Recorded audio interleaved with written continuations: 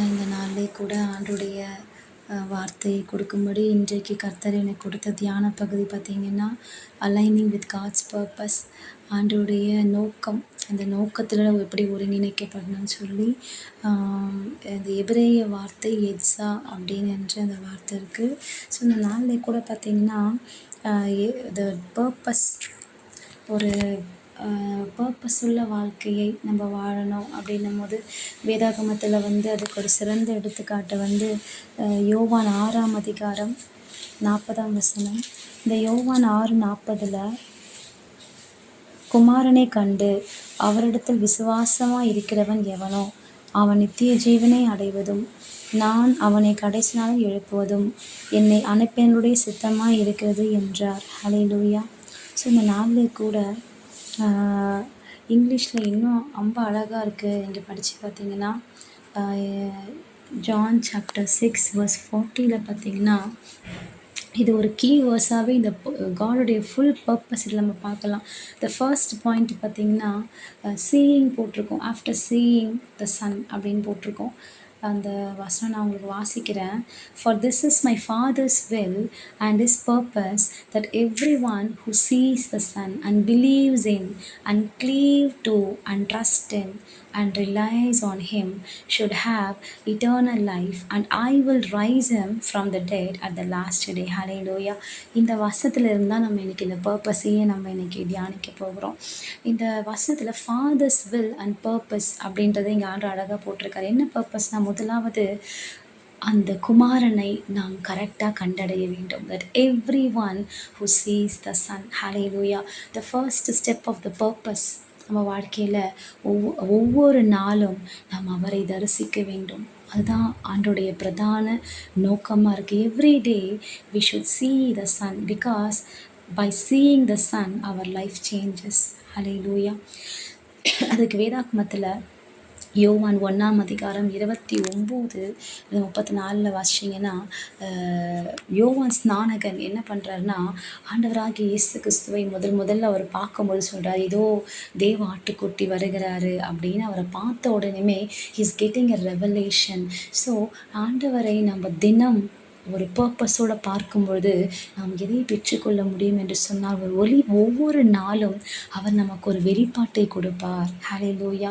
ஏன்னு சொன்னால், அவரை கரெக்டாக நம்ம பார்க்குறோம் அப்படின்னும் போது த்ரூ ஜீசஸை பார்க்குற அந்த கரெக்டான way of seeing the right side, அவரை பார்க்குற சரியான நோக்கத்தோடு பார்க்கும்போது காட் அவருக்குள்ளேருந்து ஒரு வெளிப்பாடை நமக்கு தருகிறார். எப்படி யோவான் ஸ்நானகன் ஆண்டவரை பார்த்தபொழுது அவர் கிடைச்ச வெளிப்பாட்டு, இவர் தேவ ஆட்டுக்குட்டியானவர்னு சொல்லி பார்க்கலாம். அதே போல் வேதாகமத்தில் யோவான் 9:35-38 நீங்கள் வாசித்து பார்த்தீங்கன்னா, அந்த இடத்துல அந்த குருட்டன், ஒரு குருட்டாட்டம் பெற்ற அந்த மனிதன், அவர் என்ன சொல்கிறாருன்னா, அவனை அவர்கள் புறம்பி தள்ளிவிட்டதை இயேசு கேள்விப்பட்டு அவனை கண்டபொழுது, நீ தேவனுடைய குமாரனிடத்தில் விசுவாசமாக இருக்கிறாயா என்றார். அதற்கு அவன், ஆண்டவரே, அவரிடத்தில் விசுவாசமாக இருக்கும்படிக்கு அவர் யார் என்றான். இயேசு அவனை நோக்கி, நீ அவரை கண்டிருக்கிறாய், உன்னுடனே பேசுகிறவர் அவர்தான் என்றார். உடனே அவன், ஆண்டவரை விசுவாசிக்க என்று சொல்லி அவரை பணிந்து கொண்டான். ஹல்லேலூயா. எப்படின்னு சொன்னால், அந்த என்னை விசுவாசிக்கிறியா, நீ அவரை கண்டிருக்கிற அப்படின்னு சொல்லிட்டு ஜீசஸே சொல்கிறாரு. அப்போனா ஜீசஸ் சொல்கிறாரு, அவனை ரெக்கக்னைஸ் பண்ணுறாரு, தட் அந்த குமாரனாகிய கிறிஸ்துவை அந்த குருடன் கண்டறிந்தான். சும்மா ஏதோ பார்க்குறதில்ல, ஆண்டவர் யாருன்றதை அவர் பிரகடனப்படுத்தவே இல்லை. பொதுவான இடங்களில் நான் தான் சன் ஆஃப் காட்னு ஏசப்பா யாருக்குமே நான் தான் பிதாவுடைய குமாரன் சொல்லவே இல்லை. ஆனால் யாரெல்லாம் அவரை கரெக்டான பார்வையில் உற்று நோக்கினார்களோ அவங்க எல்லாரும் அந்த உள்ளத்தில் உணர்ந்து கொண்டாங்க, இவர் தான் தேவனுடைய குமாரன் சொல்லி. அன்றைக்கு அந்த வெளிப்பாடு அந்த குருடனுக்கு கூட கிடைக்கும்னு சொன்னால், நமக்கு ஏன் இன்றைக்கி கர்த்தர் கொடுக்க மாட்டாரா? நிச்சயமாக நமக்கும் ஒவ்வொரு நாளும் ஆண்டவரை நம்ம பார்க்குற விதம், நம்ம பார்க்குற அந்த சீயிங் ஜீசஸ் நம்ம வாழ்க்கையில் இருக்கணும். ஹல்லேலூயா. சகேயுவை பாருங்களேன், இயேசு எப்படிப்பட்டவரோடு பார்க்கும்படி ஆவலாக வந்தார். லூக்கா 19:1-10 வாசித்து பார்த்தீங்கன்னா, அவருடைய வாழ்க்கையே அன்றைக்கி மாறி போச்சு. அவர் கரெக்டாக ஆண்டவரை பார்த்ததுனால தான் அவர் நோக்கம் அந்த கூட்டத்தை கிடையாது, மிராக்கிள்ஸை பார்க்க வரல. இயேசு எப்படிப்பட்டவர், அவரை நான் பார்க்கணும். அந்த நோக்கத்தால் ஆண்டவர் பார்த்திங்கன்னா, நான் இன்றைக்கு வீட்டுக்கு வரேன். அன்றைக்கு வீட்டுக்கு போனப்போ அன்றைக்கு ஆபிரகாமுக்கு பிள்ளையா அவர் மாறிவிட்டார். So the right side.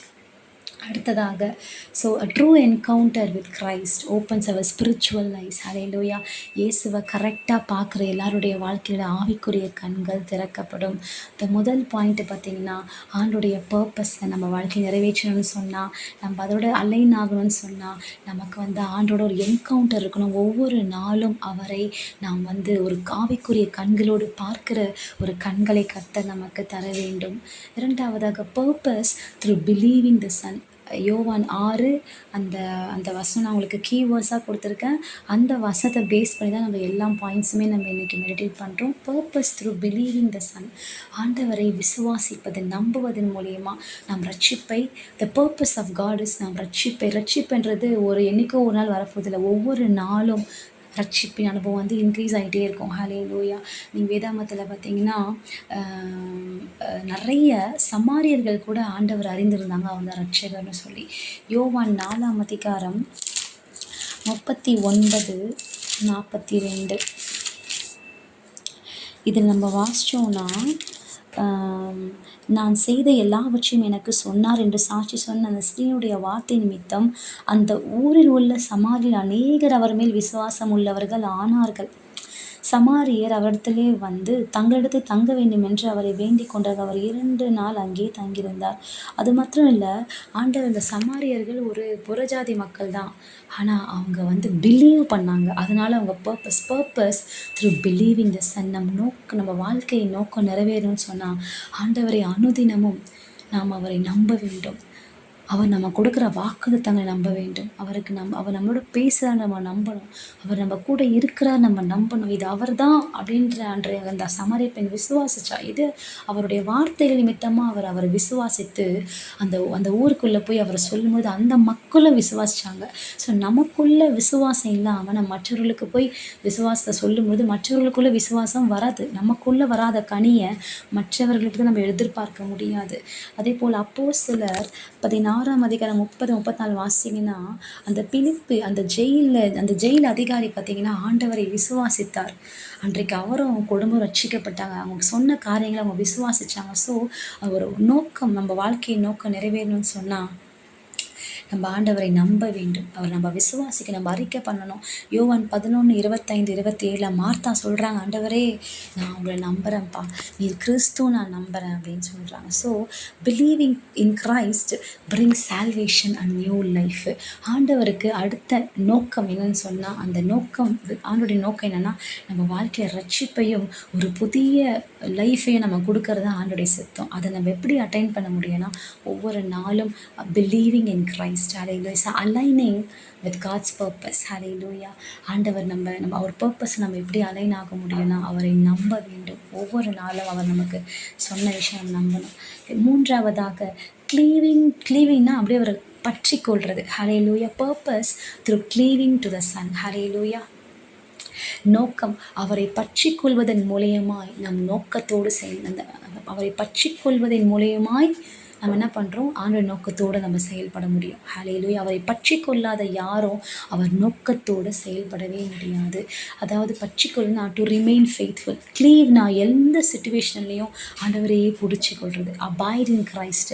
அதாவது இன்றைக்கி நான் ஹாப்பியாக இருக்கேன், நான் ஆண்டை துதிப்பேன். நாளைக்கு எனக்கு ஆண்டவரின் ஜெபத்தை கேட்கல, நான் இதை செய்ய மாட்டேன். அப்படி கிடையாது.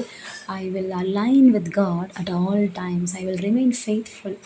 எல்லா நிலைமையிலையும் அவரை நான் பிடித்து கொள்வது. வாழ்விலும் தாழ்விலும் துக்கத்திலையும் சந்தோஷத்திலையும் எல்லாவற்றிலும் அவரை பிடித்து கொள்கிற அனுபவம். அதுக்கு ஒரு சிறந்த எடுத்துக்காட்டு பைபிளில் பார்த்திங்கன்னா, அநேக சீஷர்கள் கூட பார்த்திங்கன்னா ஆண்டவரை விட்டு பிரிந்து போயிருப்பாங்க. ஆனால் பேதுருவை நீங்கள் பார்த்தீங்கன்னா அவர் சொல்வார், நீங்களும் போய்விட மனதாக இருக்கிறீர்களோ அப்படின்னு ஆண்டவர் கேட்பார். பார்த்தீங்களா? ஏன்னா அநேகர் அவருடைய வார்த்தையை கேட்டு அதில் அந்த கடின உபதேசம் வரும்போது, ஐயோ இதான் நம்ம தாங்க முடியாதுப்பா, ஐயோ இது ரொம்ப கஷ்டம் அப்படின்னு என்ன பண்ணிட்டாங்கன்னா கடைசி வரைக்கும் அவரை பின்பற்றுகிற இது ஒரு நோக்கம் இல்லாமல் போயிட்டாங்க. அவர் நோக்கத்தை விட்டு பாதியிலே போயிட்டாங்க. ஆனால் யோவான் 6ஆம் அதிகாரம் 66-69 நீங்கள் வாசித்து பார்த்தீங்கன்னா பேதுரு சொல்வார், ஆண்டவரே உண்மை விட்டு நாங்கள் எங்கேப்பா போவோம், உம்மிடத்துல அல்லவா ஜீவனுள்ள வார்த்தைகள் இருக்குதுன்னு சொல்வார். Hallelujah. Words of eternal life. இன்றைக்கி நம்ம ஆண்டவரை ஏன் கடைசி வரைக்கும் அந்த நோக்கத்தில் எப்படி பிடிக்கணும்னு சொன்னால், அவரை பிடித்து கொள்றது தான் அந்த வேர்ட்ஸ் ஆஃப் இட்டர்னல் லைஃப்பை கர்த்தர் கொடுக்குறார். ஹல்லேலூயா. அவருடைய நித்திய ஜீவனுள்ள வார்த்தைகள் கடைசி வரைக்கும் எல்லா சிச்சுவேஷன் நம்மளை தாங்கி பலப்படுத்தக்கூடிய அந்த வார்த்தை. அதனால தான் நம்ம உண்மை உள்ளவர்களாய் கிளீவிங் பற்றி கொள்ளுதல். ஹல்லேலூயா. அடுத்தபடியாக நீங்கள் பார்த்தீங்கன்னா ஏசப்பா சொல்வார், எப்படி வந்து அந்த அந்த செடி கொடியை வந்து என்ன பண்ணுது, செடியில் வந்து அபைடாக இருக்குது. அந்த செடி மேலே தான் அது ஃபுல்லாக அந்த கொடியை வந்து சுற்றி இருக்கும். அந்த செடியை சுற்றி தான் ஒரு கொடி படரும். அது என்ன அர்த்தம்னா, அந்த செடியில் நான் இல்லை, அதையே பற்றி கொண்டிருக்கோம். ஸோ இந்த மாதிரி நம்ம பற்றி கொள்ள வேண்டும். யோவான் 15:4, 2-5 வாசித்து பார்த்தீங்கன்னா, ஆண்டவரை எப்படியாய் நாம் பற்றி கொள்ள அவர் விரும்புகிறார். அடுத்தபடியாக நீங்கள் ரூத்தை குறித்து ஒரு எடுத்துக்காட்டுனா, ரூத் வந்து அழகாக இங்கிலீஷில் போட்டிருக்கு, ரூத் கிளங் டு நவோமி. கிளங்குனா கணவன் மனைவிக்கு கட்டப்பட்ட வரைக்கும் தான் அவள் அந்த மாமியோட வீட்டில் இருந்திருக்கணும். ஆனால் எந்த ஒரு மருமகளும் தன் சொந்த வீட்டுக்கு போக தான் பிரயாசப்படுவாங்க. ஆனால் ரூத்து மட்டும்தான் மாமியாராகிய நவோமி எல்லாவற்றையும் இழந்தபோது அவளை அப்படியே பற்றி கொண்டு அவங்கள கடைசி வரைக்கும் அவங்க கூட நான் இருப்பேன். ஸோ கடைசி வரை பற்றி கொள்ளுதல், அதுதான் ஆண்டவர் நோக்கத்துக்குள்ளே நம்ம அலைன் ஆகிறது. கடைசி வரைக்கும் எந்த சொன்ன கர்த்தர் கொடுத்த ஊழியத்தை, கர்த்தர் நம்ம கொடுத்த குடும்பத்தை, கர்த்தர் நம்ம கொடுத்த தேவனுடைய பிள்ளைகள், ஊழியர்கள், நண்பர்கள், நமக்கு காட் என்ன கொடுத்துருக்காரோ அவர் நோக்கத்துக்காக அவரை பற்றி கொண்டு நம்ம அதை நிறைவேற்றி முடிக்க வேண்டும். ஹல்லேலூயா. ஸோ பற்றி கொள்ளுதல் 3வது பாயிண்ட்டு. 4வது, அவர் நோக்கத்தை எப்படி நிறைவேற்றுவோம்னா ட்ரஸ்டிங், நம்பிக்கை. அவரே நம்ம நம்பிக்கையாக வச்சு நம்ம செயல்படுறது, அதை நம்பி அவரை பார்த்து நம்ம அடுத்த ஸ்டெப் எடுத்து வைக்கணும். ஓகே. So டில்லு complete confidence. அதாவது நம்ம மேலே நம்பிக்கை இல்லை, நம்ம திறமைகளையோ நம்மளுடைய சபையோ நம்மளுடைய எது மேலே இல்லாமல் அவர் இருக்கார், அவர் செய்வார், அவர் என் முன்னாடி போகிறாரு, அவர் வாய்க்க பண்ணுவார், அவர் எனக்கு வாக்கு கொடுத்தாரு, அவர் நிறைவேற்றுவார் அப்படின்ற நம்பிக்கை. சீமோன் பேதுரு அந்த கடல் மேலே நடக்கும்போது இயேசுவை பார்த்துட்டாரு. கடல் மேலே நான் உங்ககிட்ட வரட்டுமான்னு கேட்கும்போது வா அப்படின்னு சொன்னோன்னே அப்படியே இயேசுவை பார்த்து ஃபோக்கஸாக நடக்கிறாரு. கடல் மேலே, தண்ணி மேலே இயேசுவை கரெக்டாக ஃபோக்கஸ் பண்ணும்போது நடக்க முடியும். அதனால தான் நம்ம என்ன பண்ணோம்னா நம்பிக்கை, கான்ஃபிடென்ஸ், டோட்டல் கான்ஃபிடென்ஸ். அவரை பார்க்குற யாருமே அமர்ந்து போக மாட்டாங்க. அதே போல் மார்த்தாள் பார்த்திங்கன்னா ஆண்டவர் அவங்க நம்பினாங்க. அவர் வந்து கடைசியாக அந்த லாசருவை எழுப்பினார். ஹல்லேலூயா. ஸோ நம்ம வாழ்க்கையில் கூட நம்ம நம்பிக்கை உள்ளவர்களாக இருக்க வேண்டும். நம்ம ஆண்டவரை எந்த அளவுக்கு கான்ஃபிடென்ட் அவன் மேலே, நம்ம மேலே கான்ஃபிடென்ட்டாக, ஏதோ ஒரு மனுஷன் மேலே கான்ஃபிடென்ட்டாக இது நடக்கும், கான்ஃபிடென்ட்டாக அவர் என் கூட இருக்கிறாரு, அவர் இங்கே தான் அவர் செய்கிறார் அப்படின்ற ஒரு கான்ஃபிடென்ட். ஸோ நோக்கம். Trust means obeying Christ even when his direction doesn't make any sense to you. ஹல்லேலூயா. ஐயோ தண்ணி நடக்க முடியுமா? இம்பாசிபிள். ரோட்டு மேலே நடக்கணும், நடந்துடலாம்.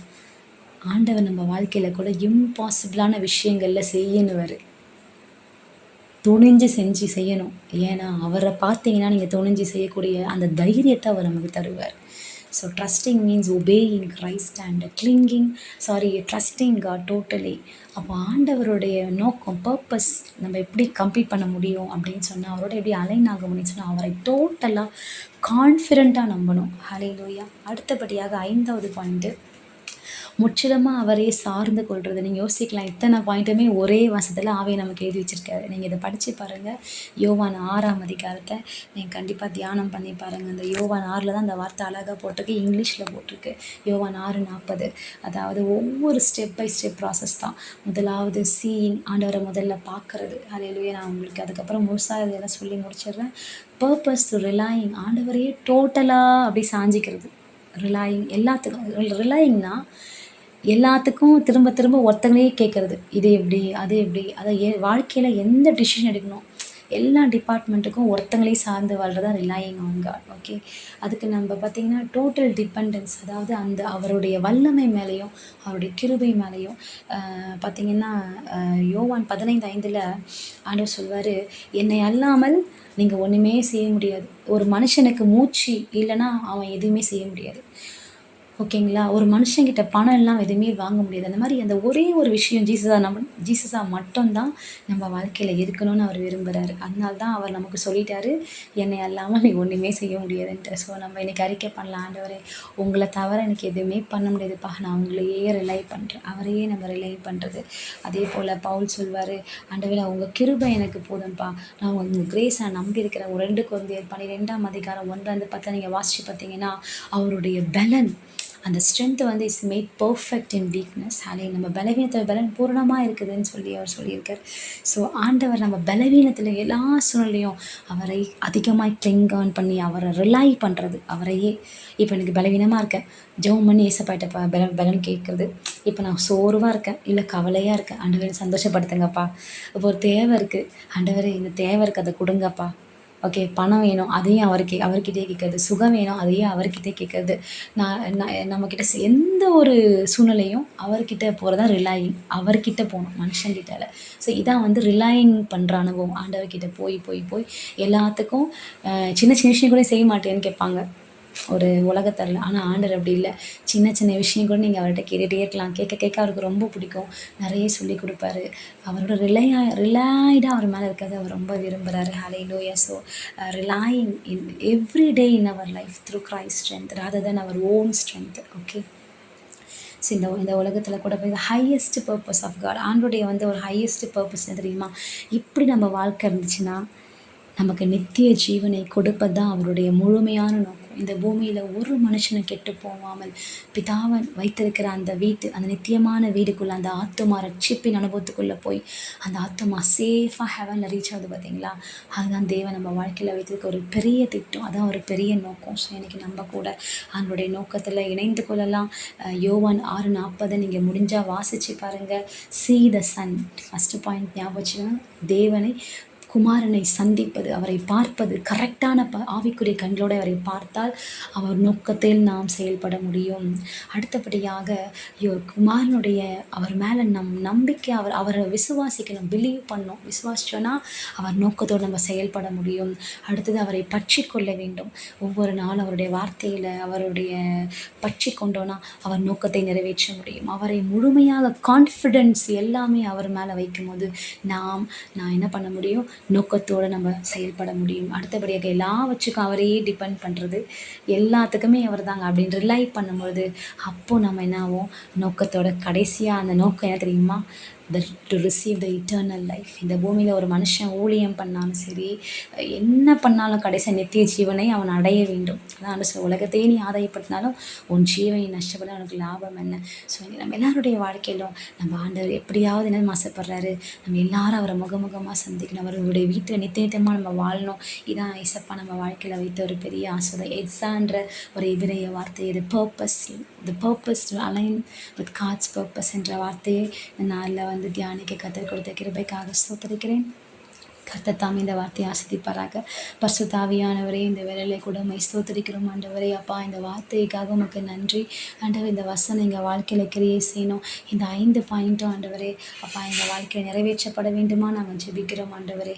அப்பா, இந்த 6 பாயிண்ட்டும் இசப்பா எங்களை நித்திய ஜீவனுக்குள்ளே கொண்டு போகத்தக்கதாக அது இருக்குது ஆண்டவர். அதற்காக உமக்கு நன்றி இசப்பா.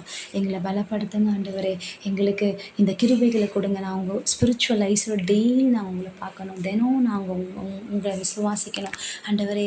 நாங்கள் தினம் உங்களை க்ளீவ் பண்ணிக்கணும். உங்களை மேலே கான்ஃபிடெண்ட்டாக இருக்கணும். உண்மையை சார்ந்து கொள்ளணும். உங்கள் நித்திய ஜீவனை நாங்கள் அடையும் வரைக்கும் ஒவ்வொரு நாளும் நாங்கள் செயல்படுத்தி கொண்டே இருந்து உங்கள் பர்பஸில் நாங்கள் அலைனாக எங்களுக்கு கிருபை கொடுங்கப்பா. நாங்கள் மட்டும் இல்லை, மற்றவர்களையும் உங்கள் பர்பஸில் அலைனாக மாற்றக்கூடிய கிருபைகளை கைட் பண்ணுறலாம் எங்களுக்கு அந்த ஞானத்தை கொடுங்கப்பா. ஏசப்பா, இந்த தாழ்த்தி எப்போ கொடுக்குறேன். இந்த ஜெபத்தை நீங்கள் அங்கீகரிங்க, இந்த வார்த்தையை அங்கீகரிங்க. இது அநேகருக்கு பிரயோஜனப்பட கிருபை பாராட்டுங்க. இயேசுவின் நாமத்தில் ஜெபிக்கிறோம் பிதாவே, amen. May God bless you.